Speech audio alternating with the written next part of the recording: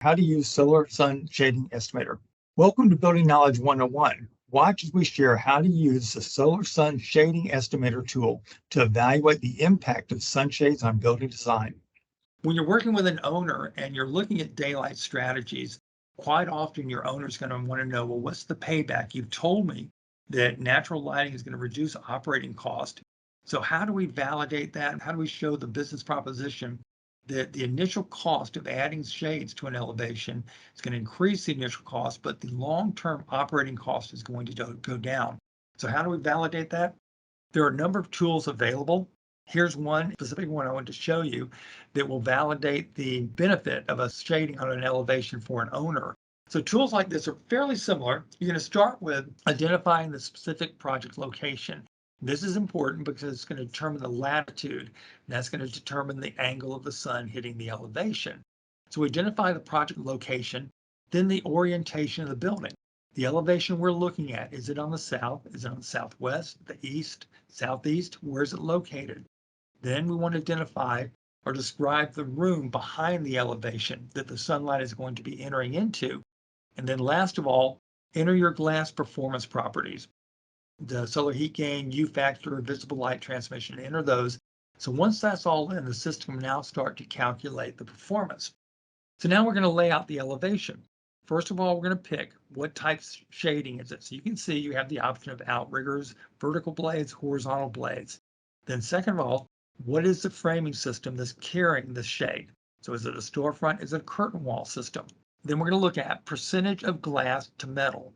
So all elevations, you're going to have aluminum frames and glass. So what is the ratio of glass to metal? That's the next thing we want to identify. Then we want to describe the location of the sunshade. Where is it on the elevation? How far out does it project? How close to the head of the system is it?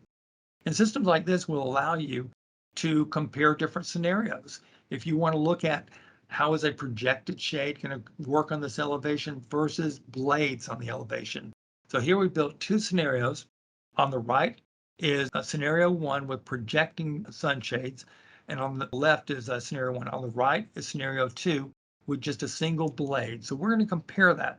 So when we calculate the results of these two, we find that in the annual cooling cost on this elevation, the projecting shades on scenario one perform 24% better than scenario two. So right there, you can show an owner that by changing the type of shading, you can improve and increase the efficiency of the shading, which has a direct result on reducing the annual cooling load on this project. So now let's take a closer look at scenario one by itself. And we can show an owner that this elevation with sunshades compared to the same elevation without sunshades, with sunshades, you have a 37% reduction in your annual cooling cost. So with tools like this, you can certainly show an owner exactly what the impact of shading is going to be. So I've also got scenario two over here, and we can show the owner that if they went with bladed shades, it's a 17% reduction in your annual cooling cost. So you can certainly now show an owner what the options are with shading, and then what the benefits and the payback to the operating cost of the building is going to be with various types of shading. This also goes on to show you kind of throughout the year, month by month, the impact, because the angle of the sun changes. So this shows you the impact over the year. Then tools like this don't limit you to just one type shading. Here you can see examples of vertical blades, multiple horizontal blades, projecting blades. And then this example on the left shows that we've included a light shelf. So if we want to evaluate a project and look at both the impact of sunshades and light shelves, we can certainly do that. So on this elevation, we have scenario two on the right, which is just the curtain wall elevation. On the left, we have scenario one, which is a curtain wall with a light shelf. So now we're going to measure and look at the impact of the light shelf has. And you can see here on the chart, the red line shows without the light shelf, and the yellow line is without the light shelf, and the red is with the light shelf. And what we're looking at is moving away from the wall to the interior. So this is showing distance from the facade to the interior.